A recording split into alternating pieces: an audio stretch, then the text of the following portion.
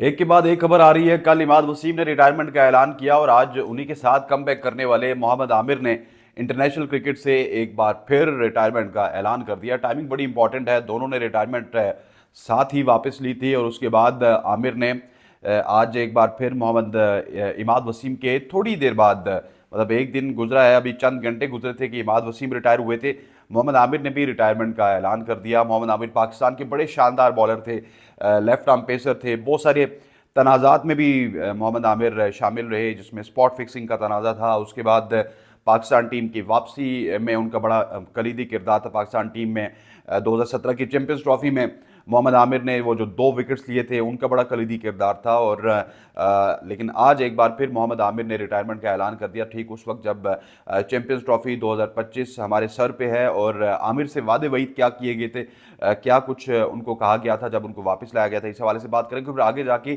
Champions trophy के हवाले से बात करेंगे। चैंपियंस ट्रॉफी जो कि जिसका मुद्दा डन हो चुका है, चैंपियंस ट्रॉफी के तमाम तर मामला डन हो चुके हैं और भारत का जो एक हटदर्मी थी वो हमें ख़त्म होती हुई नजर आई। फाइनली पाकिस्तान के मौक़िफ़ की तायद हुई है इंटरनेशनली भी, और आज आपको ऐसा फैसला आते हुए नजर आएगा। आज के इस वीलॉग से मैं हूं हसन लियाकत। हमारे चैनल को सब्सक्राइब जरूर कीजिएगा। अगर वीडियो हमारी पसंद आए तो उसको लाइक और कमेंट में हमें ज़रूर बताइएगा। अच्छा जी, मोहम्मद आमिर की पहले बात कर लेते हैं। पाकिस्तान की जानिब से 36 टेस्ट मैचेस खेले, उसके बाद 61 ओडीआईज खेले और 62 टी20 आईज खेले। 36 टेस्ट मैचेस में 119 विकेट्स हैं, 61 ओडीआईज में 81 विकेट्स हैं और 62 टी20 आईज में 71 विकेट्स हैं मोहम्मद आमिर के। इसके अलावा इनका टी20 इंटरनेशनल के अलावा जो कैरियर है लीग क्रिकेट का, उसमें 305 मैचेस खेले आमिर ने टी20 क्रिकेट में, और 350 विकेट थी आमिर के हवाले से।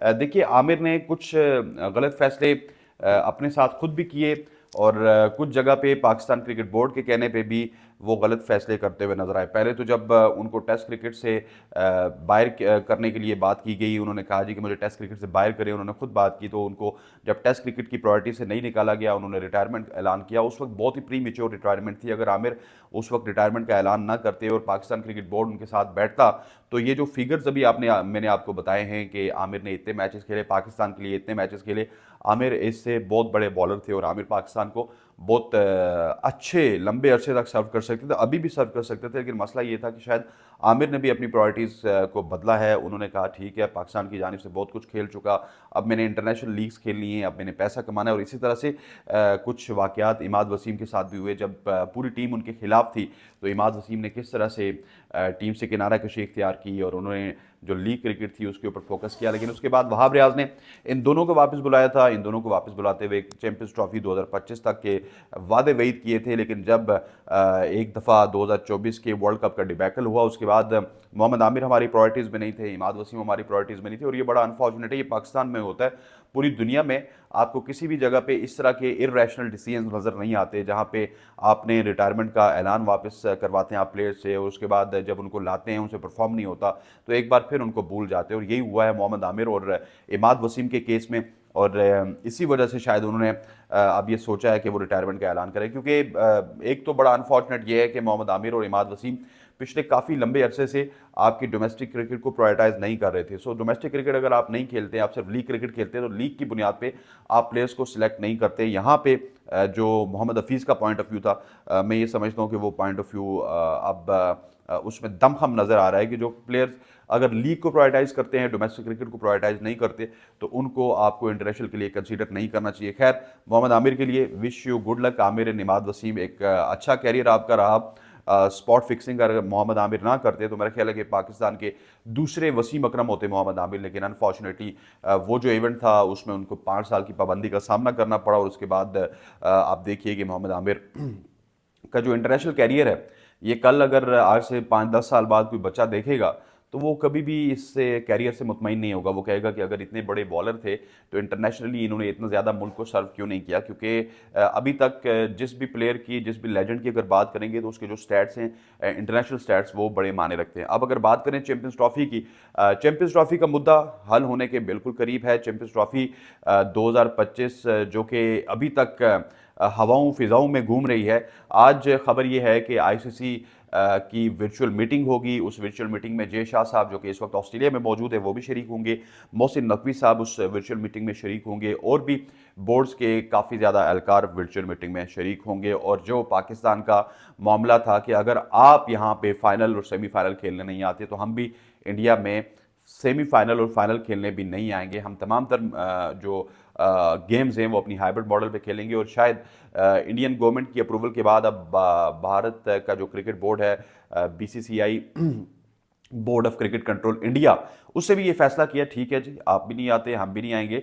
पहले क्योंकि वो थोड़ा सा चौधरी बनने की कोशिश कर रहे थे, लेकिन वो चौधरी बनना पाकिस्तान के सामने इस दफ़ा उनको उस तरह से हजम नहीं हुआ, क्योंकि इस दफ़ा हमारे चेयरमैन का एक फर्म स्टैंड था, मोहसिन नकवी साहब का एक फर्म स्टैंड था, और पाकिस्तान जीतता हुआ हमें नजर आया। और ये पाकिस्तान की जीत है एक बार फिर के पाकिस्तान ने तकरीबन 1-1.5 महीना ये मुकदमा लड़ा और अपना जो फर्म स्टैंड था उससे पाकिस्तान पीछे नहीं हटा। अगर पाकिस्तान फर्म स्टैंड से पीछे हट जाता तो एक बार फिर वही होता जो एशिया कप में हुआ था। एशिया कप 2023 में भारतीय टीम पाकिस्तान नहीं आई थी और हमें ये चूरन बेचा गया था कि आप आईसीसी का टूर्नामेंट खेलने कभी भी उससे पीछे नहीं हट सकते। हम आईसीसी का टूर्नामेंट खेलने इंडिया पहुंच गए थे और उसके बाद जब आईसीसी का टूर्नामेंट आया तो वो आईसीसी के टूर्नामेंट में पीछे हट रहे थे। तो ये अगर इस दफ़ा पाकिस्तान क्रिकेट बोर्ड पीछे हट जाता, इस दफ़ा मोहसिन नकवी साहब पीछे हट जाते, तो मैं आपको गारंटी से कहता हूं कि हमें सारी ज़िंदगी जाके इंडिया में क्रिकेट खेलनी पड़ती और इंडिया वाले अपनी सरदारी और चौधराहट दिखाने के लिए बिल्कुल साइड पे हो जाते हैं और वो कहते हैं नहीं, हमने आगे पाकिस्तान में क्रिकेट नहीं खेलनी। यहाँ पे एक बार फिर पाकिस्तान की जीत हुई,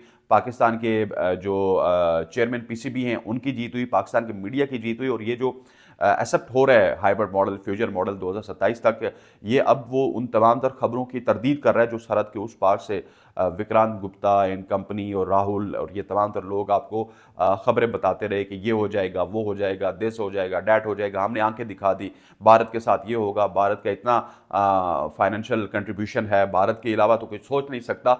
ये उनको झटका। और बेसिकली मैं आपको बताता चलूँ कि ये जो चैंपियंस ट्रॉफी अगर मुलतवी हो भी जाए तो इसमें पाकिस्तान और भारत का कोई नुकसान नहीं है। पाकिस्तान ने 13-14 साल अपनी जितनी भी क्रिकेट खेली है वो अबू धाबी में खेली है, भारत के बगैर खेली है और सर्वाइव किया है। पाकिस्तान के जो क्रिकेट फैंस हैं वो उसी तरह से पूरी दुनिया में मौजूद होते हैं जिस तरह से भारतीय क्रिकेट फैंस मौजूद होते हैं।